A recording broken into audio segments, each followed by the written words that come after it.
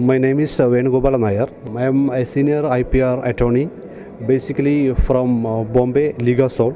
I am taking care of the entire IPR activities of Ligasol's Chennai and Bangalore. And basically, today's seminar was based on the concept of commercialization of IPR. In fact, commercialization of IPR is a broad subject which covers a lot of other things. In our modern business world, nobody knows the value of IPR. That is the major problem that we are facing.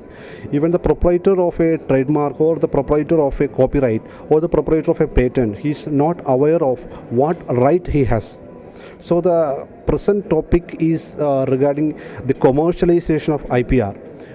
Basically mean for how much we can make or how much money we can generate or how much income we can generate by way of selling or by way of licensing this particular assets, IP rights.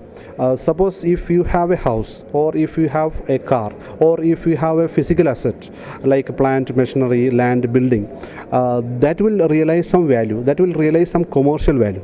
So similarly, IPR is also an asset. IPR is an intangible asset. So we should calculate or we should ascertain how much income or how much revenue which can be generated by way of use of this IPR in commerce. That is the main point of commercialization. For such purpose, you have to conduct an audit. So IP audit is very important. IP audit is the systematic study of all your IP, what you have, how much patents you have, how much trademark you have. All these will collectively known as IP audit. And second point is the IP valuation. IP valuation is that you can sell a product, you can sell something only after realizing how much value it has. So if you have a house, you can't sell the house without ascertaining the value of the house. Similarly, in case of an IPR, if you want to sell an IPR or if you want to license an IPR, you should clearly find out the value of that IPR, how much the income it will generate when it is licensed to third parties. So basically IPR is a right, a monopoly right. That monopoly right is to the owner, the right holder, the IPR owner. So this right is an exclusive right, is an exclusive monopoly.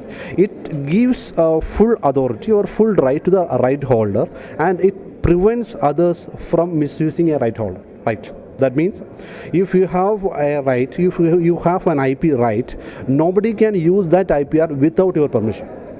If it is used by any other person without your permission, it is a violation of IPR and it amounts to infringement of trademark or copyright or whatever.